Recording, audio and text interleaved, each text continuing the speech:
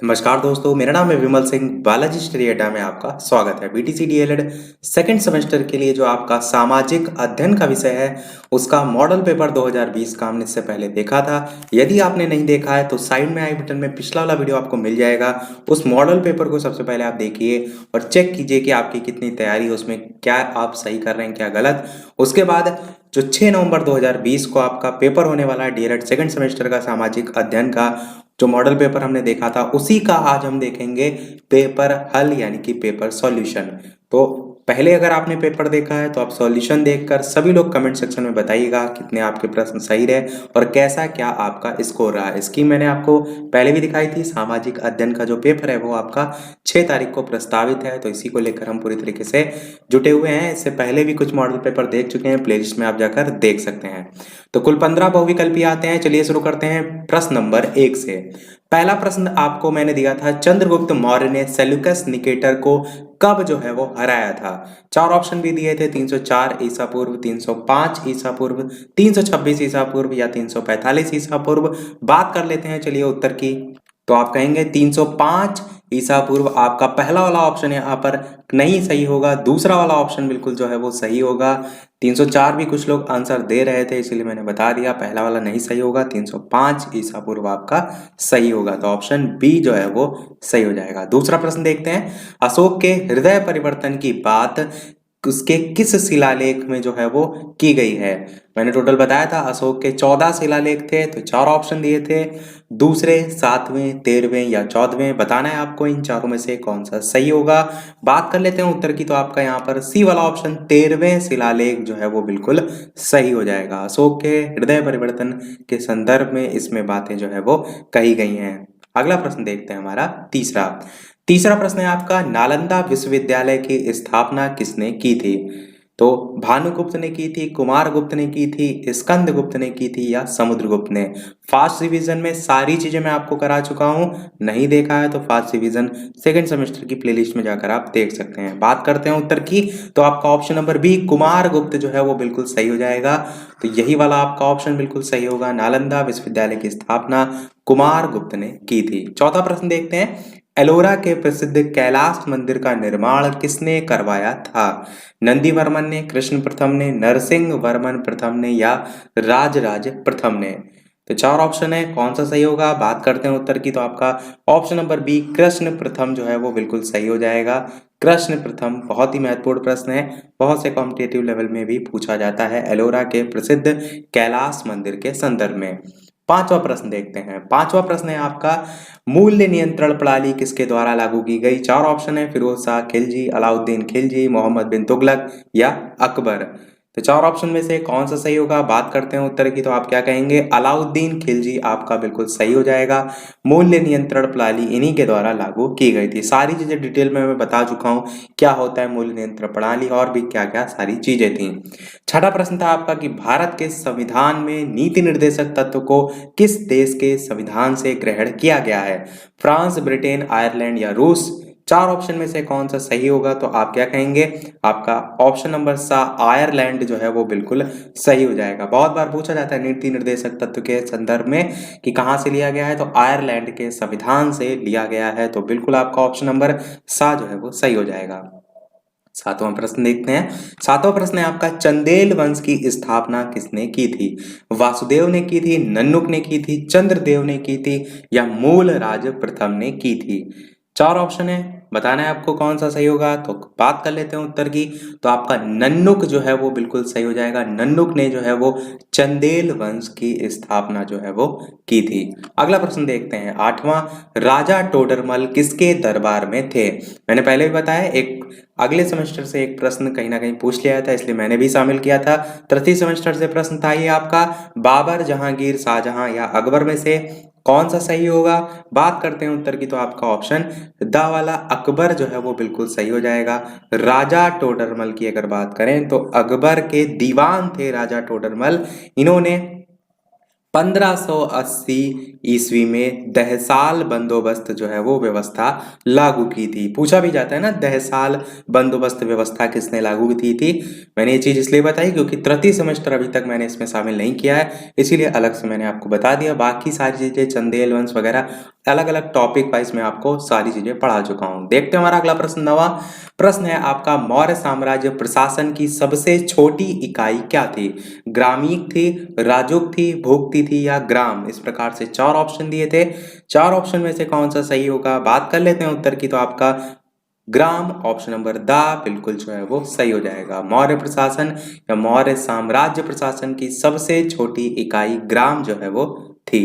देखते हैं हमारा अगला प्रश्न। 10वां, गुप्त काल में चांदी के सिक्के को किस नाम से जाना जाता है? रुपए का के नाम से, दीनार के नाम से, टंकड़ के नाम से या इलाही के नाम से? इस प्रकार से चार ऑप्शन दिए थे, मैंने आपको बताना था गुप्त काल में चांदी के सिक्के को किस नाम से जाना जाता है। बात करते हैं उत्तर की, तो आपका ऑप्शन पहला वाला ही रुपए का बिल्कुल सही हो जाएगा। और रुपए का जो लिखा हुआ है यहाँ पर, जो पा है ये आधी पा लगती है, इस चीज का भी ध्यान रखिएगा। तो आप क्या कहेंगे, गुप्त काल में चांदी के सिक्के को रुपए का के नाम से जाना जाता है। अगला प्रश्न देखते हैं हमारा 11वां। और वीडियो पसंद आ रहा हो तो सभी लोग वीडियो को लाइक अवश्य कर दीजिएगा। इतने अच्छे अच्छे मैंने प्रश्न आपके लिए सभी टाइप किए थे, कहीं से भी कॉपी नहीं किए, ना राजन ना पवन ना कोई आपकी ठाकुर पब्लिकेशन की बुक।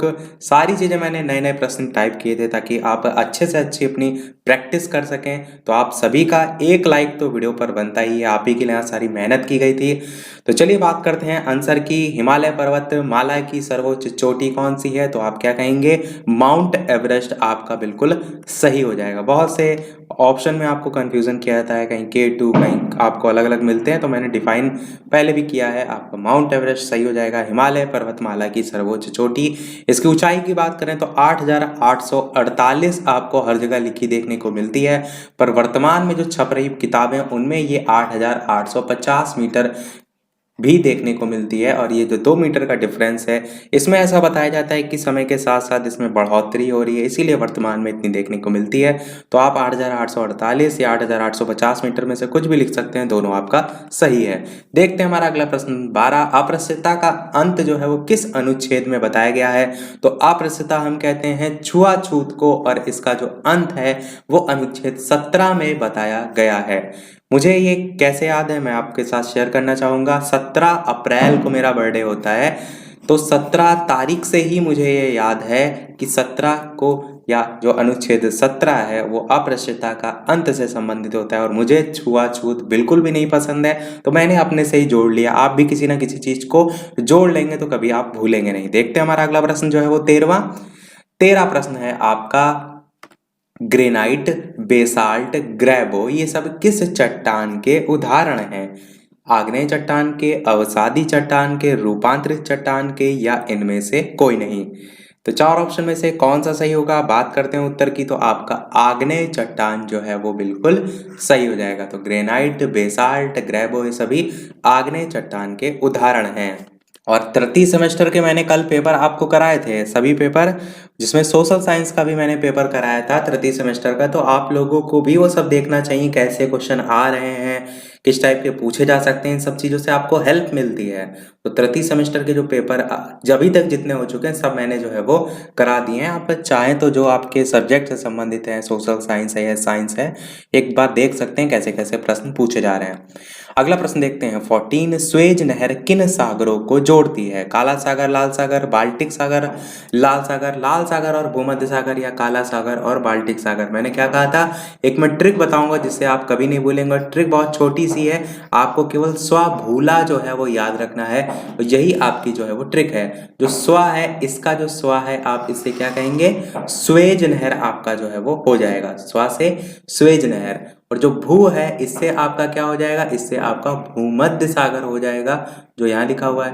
और जो ला है, इससे आपका क्या हो जाएगा, आप सभी समझ गए होंगे, लाल सागर इससे हो जाएगा। तो आप क्या कहेंगे, स्वेज नहर किन सागरों को जोड़ती है? तो लाल सागर और भूमध्य सागर को जोड़ती है। आपका स वाला ऑप्शन बिल्कुल सही हो जाएगा। केवल और केवल स्व भूला जो है इसको याद रखिए। देखते हैं हमारा अगला और लास्ट बहुविकल्पी 15। और सभी लोग अपना स्कोर अवश्य बताइएगा कि कितने आपके प्रश्न सही रहे। तो और कितनी उसमें आपको और ज़्यादा इम्प्रूव करने की आवश्यकता है अपनी पढ़ाई में, ताकि आप अच्छे से अच्छे अंक हासिल कर सकें। देखते हैं हमारा प्रश्न 15, सल्तनत काल में प्रांत को कहते थे? राज्य के नाम से, परगना के नाम से, इक्ता के नाम से या शिक के नाम से? बताना तो कौन सा सही होगा। बात करते हैं उत्तर की, तो आपका इक्ता जो है वो बिल्कुल सही हो जाएगा। सल्तनत काल में प्रांत को इक्ता के नाम से जो है वो जाना जाता है। वीडियो को सभी के साथ शेयर अवश्य कर दीजिएगा, ताकि डीएलएड सेकेंड सेमेस्टर के जितने भी छात्र जो है वो पेपर दें उससे पहले ये पेपर की वो प्रैक्टिस करके अवश्य जाएं, ताकि अपनी जो पढ़ाई है उसको और ज़्यादा इम्प्रूव कर सकें यदि उनके नंबर कम आ रहे हैं। और कहीं ना कहीं अपने आप को एक चेक करने का अच्छा मौका है इस पेपर को सॉल्व करके। तो सभी के साथ जितने भी छात्र डीएलएड सेकेंड सेमेस्टर के आपके जानने वाले में कॉलेज ग्रुप हैं, सभी जगह वीडियो को शेयर अवश्य कर दीजिएगा। इतना सा केवल आप मेरा कार्य कर दीजिएगा। देखते हैं, चलिए अब हम अति लघु उत्तरीय प्रश्न। तो 15 अति लघु प्रश्न आते हैं 16 से लेकर 30 तक, और इसमें आपका प्रश्न नंबर 16 है, सल्तनत कालीन राज्य की आय के 2 साधन लिखिए। तो मैंने इससे पहले भी आपको बताया, सल्तनत कालीन राज्य की आय के जो 2 साधन पूछे जाएं तो आप क्या कहेंगे? उस्र और खराज। मैं यहाँ पर लिख भी देता हूँ कौन कौन से। एक आप कहेंगे उस्र। उस्र होता क्या है अभी मैं आपको बताता हूँ, और एक आपका होता है खराज। तो देखिए, जब बात की जाती है उस्र की, तो आप कहेंगे मुस्लिमों से लिया जाने वाला जो कर है उसको उस्र के नाम से जाना जाता था। खराज क्या होता है? खराज होता है गैर मुस्लिमों से लिया जाने वाला कर। तो ये आपका सल्तनत कालीन राज्य की आय के 2 साधन के रूप में जाने जाते हैं। देखते हैं हमारा अगला प्रश्न 17 प्रश्न है आपका, गुप्त काल के 2 प्रसिद्ध वैज्ञानिक या साहित्यकार जो हैं उनके नाम आपको बताने थे, और बहुत ही प्रसिद्ध हैं इनमें नाम, इसीलिए मैंने पूछा भी था। तो आप क्या कह सकते हैं? तो प्रसिद्ध वैज्ञानिक या साहित्यकार दोनों में से कोई बताना था, पर मैं यहाँ सारे बता रहा हूँ। जब वैज्ञानिक की बात होती है तो आप कहेंगे एक आपके आर्यभट्ट हो जाएंगे, और एक आपके वराहमिहिर जो है वो हो जाएंगे। तो इनका पूरा नाम लिखिएगा, मैं तो यहाँ पर आपको केवल बताने के लिए शॉर्ट में जो है वो लिख रहा हूँ। वराहमिहिर और आर्यभट्ट ये 2 आपके हो जाएंगे वैज्ञानिक की जब बात की जाए गुप्त काल के। पर साहित्यकार की अगर बात करें तो एक आपके कालिदास हो जाएंगे और एक आपके विष्णु शर्मा हो जाएंगे। तो देखिए ट्रिक भी बन गई, का और वी से कवि। तो कालिदास और विष्णु शर्मा ये 2 आपके प्रसिद्ध साहित्यकार हो जाएंगे। तो यही दोनों आपको याद रखना है। देखते हैं हमारा अगला प्रश्न 18 प्रश्न है आपका, पल्लव कालीन मत्त विलास प्रहसन किसके द्वारा रचित जो है वो कृति है? बहुत ही महत्वपूर्ण प्रश्न है, और आपके कोर्स में इतनी अच्छी अच्छी चीजें हैं, यदि आपने सही से पढ़ा होगा तो आपको आगे भी हेल्प करेगा। अभी यूपी टेट, सुपर टेट, इतने सारे एग्जाम आपको देने हैं, तो वहाँ सब यही सब आपको कोर्स देखने को मिलता है। अगर आपने अच्छे से पढ़ाई करी है, केवल राजन पवन के चक्कर में नहीं पढ़े हैं, तो आपका आगे बहुत हेल्प आपको करेगा। तो बात करते हैं उत्तर की, पल्लवकालीन मत्त विलास प्रहसन किसके द्वारा रचित कृति है? तो आप कहेंगे महेंद्र वर्मन आपका जो है वो सही हो जाएगा। क्या हो जाएगा आपका? महेंद्र वर्मन। इस टाइप के प्रश्न बहुत से कॉम्पिटेटिव लेवल में एग्जाम में पूछे जाते हैं। अगला प्रश्न देखते हैं हमारा 19, गुलाम वंश का वास्तविक संस्थापक जो है वो किसे कहते हैं? मैंने क्या कहा था? 2 संस्थापक के रूप में जाने जाते हैं। संस्थापक आपसे पूछे तो कुतुबुद्दीन ऐबक, पर वास्तविक संस्थापक पूछे तब आप कहेंगे इल्तुतमिश जो है आपका सही हो जाएगा, जिसने क्या किया था? जो कुतुब मीनार है उसको कंप्लीट कराने का कार्य जो है वो किया था। अगला प्रश्न देखते हैं हमारा 20, तो 20 प्रश्न है आपका, चोल वंश के किन्हीं 4 प्रमुख शासकों के नाम लिखिए। अब चोल वंश है आपका, राष्ट्रकूट वंश है, किसी से भी पूछे जा सकते हैं। मैंने ऐसे ही रैंडम पूछ लिया, तो पर आपको पता होना चाहिए मेन मेन जो आपके राज्य के प्रमुख राजा हैं, दूसरी चीज जो उसकी राजधानी है, तीसरी चीज आपके संस्थापक। बस 3 चीजें आपको पता होना चाहिए, ताकि कैसे भी प्रश्न यहाँ से आप कर ले जाएं। तो बात करें चोल वंश के किन्हीं 4 प्रमुख शासकों में, तो सबसे पहला आपको नाम याद रखना है विजयालय। विजयालय पहला नाम आपको याद रखना है। और चोल वंश जो है इसकी अगर बात करें तो इसके संस्थापक के रूप में विजयालय को जाना जाता है, इसीलिए मैंने ये नाम आपको बताया। और जो विजयालय इनको नरकेसरी की उपाधि दी गई थी वो मैंने आपको डिटेल वाले वीडियो में बताया था। फिर आप कहेंगे चोल वंश का जो अंतिम राजा था जिसका नाम था राजेंद्र तृतीय, ये आप नाम ध्यान रखिए। देखिए कहीं ना कहीं से संस्थापक भी याद हो रहे हैं आपको और राजा भी याद हो रहे हैं। फिर आप अगला नाम याद रखिए, राजराज प्रथम। राजराज प्रथम जो है वो इस वंश का राज राज प्रथम जो है वो आपका चोल वंश का सबसे शक्तिशाली शासक था। तो इसलिए आपको एक ये नाम ध्यान रखना है, और एक आप इसी में जैसे राजेंद्र तृतीय हैं तो राजेंद्र द्वितीय करके याद रख सकते हैं, राजेंद्र प्रथम करके याद रख सकते हैं। तो ये 4 शासक आपके हो जाएंगे। विजयालय संस्थापक के रूप में, राजेंद्र तृतीय अंतिम शासक के रूप में, और राजराज प्रथम सबसे शक्तिशाली शासक के रूप में। तो बस ये चीजें ध्यान रखिए। और अगर इसकी राजधानी पूछ ली जाए चोल साम्राज्य की तो आप क्या कहेंगे, तंजौर या तंजावुर जो है वो राजधानी थी। अगला प्रश्न देखते हैं 21। सीरी का किला और हजार खंबा महल का जो निर्माण है वो किसने कराया था?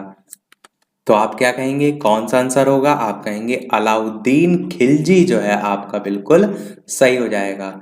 अलाउद्दीन खिलजी के संदर्भ में मैंने क्या बताया था, जमायत खाना मस्जिद, अलाई दरवाजा, सीरी का किला और हजार खंबा महल, ये 4 आपको इसके ध्यान रखने हैं अलाउद्दीन खिलजी के, यही जो है वो पूछे जाते हैं। एक वीडियो में मैंने पूरा आपका फास्ट रिवीजन करा दिया था, नहीं देखा है तो उसको अवश्य देख लीजिएगा, सोशल साइंस वाला, क्योंकि सारी चीजें मैंने टच करा दी हैं। कहीं से भी प्रश्न बनेगा तो उसमें से तो आपका आ ही जाएगा। देखते हैं हमारा अगला प्रश्न 22। नवरोज उत्सव को प्रारंभ जो है वो किसने करवाया था? ये भी मैंने आपको बताया था। नवरोज उत्सव को प्रारंभ कराने का श्रेय बलबन को जो है वो जाता है। साइड में मैं नाम भी इनका लिख देता हूँ, बलबन जो है इनको जाता है। और बलबन का समय था 1266 से 1266 से लेकर के 87 ईस्वी तक, ये जो है वो आपका बलबन का समय था। नवरोज उत्सव को प्रारंभ कराया था इन्होंने, इकता तुर्क चलगार्मी इनको खत्म किया था, ये सारी चीजें मैंने आपको बताई थी। सिजदा और पैबोस प्रथा की शुरुआत की थी इन्होंने। मेन खाली याद रखिए, उतना काफी होगा। अगला प्रश्न है आपका 23। एपोजी क्या होता है? तो आप क्या कहेंगे, एपोजी क्या होता है? एपोजी की बात करें तो चंद्रमा की सापेक्षिक स्थिति जब पृथ्वी से सबसे ज्यादा दूर होती है, सर्वाधिक दूरस्थ होती है, तो हम क्या कहते हैं, इस स्थिति को एपोजी के नाम से जानते हैं। तो एक लाइन की मात्र डेफिनेशन है, ध्यान रखिएगा। इसी से ही मिलता जुलता एक और होता है पेरोजी करके, वो इसके जस्ट अपोजिट हो जाता है। अगला प्रश्न देखते हैं हमारा 24 प्रश्न है कि किसके शासनकाल में 9 रत्न जो है वो थे, और किन्हीं आपको 4 नवरत्नों के नाम जो है वो बताने थे। तो आप क्या कहेंगे, नवरत्न किसके शासनकाल में थे? तो चंद्रगुप्त विक्रमादित्य, जिन्हें हम चंद्रगुप्त द्वितीय के नाम से भी जानते हैं, इन्हीं के शासनकाल में नवरत्न जो है वो थे। और किन्हीं 4 नवरत्न के नाम लिखने थे, तो धन्वंतरी हैं आपके, अमर सिंह हैं, बेताल भट्ट हैं, कालिदास हैं, इस टाइप से आप लिख सकते हैं। अगला प्रश्न देखते हैं 25। काल्डेरा जो है वो क्या है? तो आप क्या कहेंगे, जो स्पेनिश भाषा का सबसे पहले तो ये शब्द है और जिसका अर्थ होता है कुड़ाहा, नहीं कुड़ाहा। मेन आपको इसमें ये ध्यान रखना है, जो विस्तृत क्रेटर होता है उसका आकार ही काल्डेरा कहलाता है। क्रेटर वगैरह क्या होता है मैंने आपको बताया था, जो ज्वालामुखी वगैरह में ऊपरी वाला हिस्सा होता है, उसी के संदर्भ में आपका काल्डेरा और क्रेटर होता है। तो जो क्रेटर होता है जब और ज्यादा बड़ा हो जाता है तो काल्डेरा का रूप ले लेता है। अगला प्रश्न देखते हैं 26। वैश्विक भूकंप क्षेत्र को कितने भागों में बांटा जा सकता है? तो आप क्या कहेंगे, कुल 3 भागों में बांटा जा सकता है वैश्विक भूकंप क्षेत्र को। किन किन पेटियों में? पहली आपकी होती है प्रशांत महासागरीय तटीय पेटी, दूसरी होती है आपकी मध्यवर्ती पेटी, और तीसरी होती है आपकी भूकंप शून्य क्षेत्र। तो ये 3 आपके भागों में आप बांट सकते हैं। अगला प्रश्न देखते हैं हमारा 27। नदी विसर्प जो है वो किसे कहते हैं? ये सभी आपका कोर्स में बहुत अच्छी अच्छी चीजें दे रखी हैं। तो नदी विसर्प किसे कहते हैं? जब पर्वतीय जो भाग होते हैं उनसे जब नदी नीचे उतरती है तो मैदानी भागों में जब प्रवेश करती है तो क्या होता है, जब उसकी जो गति होती है पहले से धीरे पड़ जाती है, डिम हो जाती है। जब धीरे होती है तो इससे क्या होता है, नदी जो होते हैं उसका मार्ग इस प्रकार घुमावदार हो जाता है। तो ये जो टेढ़े मेढ़े मोड़ होते हैं इन्हीं को हम नदी विसर्प के नाम से जो है वो जानते हैं। नदी विसर्प को एक और नाम से जानते हैं और वो नाम है आपका मियांडर के नाम से जो है वो जानते हैं। तो ये भी आपसे पूछ लिया जाए तो कंफ्यूज जो है वो ना होइएगा, मियांडर के नाम से जानते हैं। अगला प्रश्न देखते हैं 28। संवैधानिक उपचारों के अधिकारों के अंतर्गत न्यायालय कितने प्रकार के लेख जो है वो जारी करता है। इसके संदर्भ में मैंने आपको बताया था कि सबसे लेटेस्ट में जो आपका पेपर हुआ था 2019 का द्वितीय बार का, उसमें ये प्रश्न पूछा गया था। तो कितने प्रकार के लेख? कुल 5 प्रकार के लेख जो है वो जारी करता है। पहला आपका होता है जिसे हम कहते हैं बंदी प्रत्यक्षीकरण, दूसरा आपका होता है परमादेश, तीसरा आपका होता है निषेधादेश, चौथा होता है आपका अधिकार परीक्षा और पांचवा आपका होता है उत्प्रेषण। तो ये 5 आपके न्यायालय द्वारा जो है वो लेख जारी किए जाते हैं संवैधानिक उपचारों के अधिकारों के अंतर्गत। तो नाम ध्यान रखिएगा। बाकी जैसे इसके अंदर अगर पॉइंट बात करें तो वही सारी चीज़ें होती हैं, जैसे कि किसी को आपने कारागार में रखा है तो 24 घंटे से ज़्यादा उसे नहीं रख सकते हैं, उसे न्यायालय के समक्ष प्रस्तुत करना होता है। तो यही सारी चीज़ें इसमें होती हैं।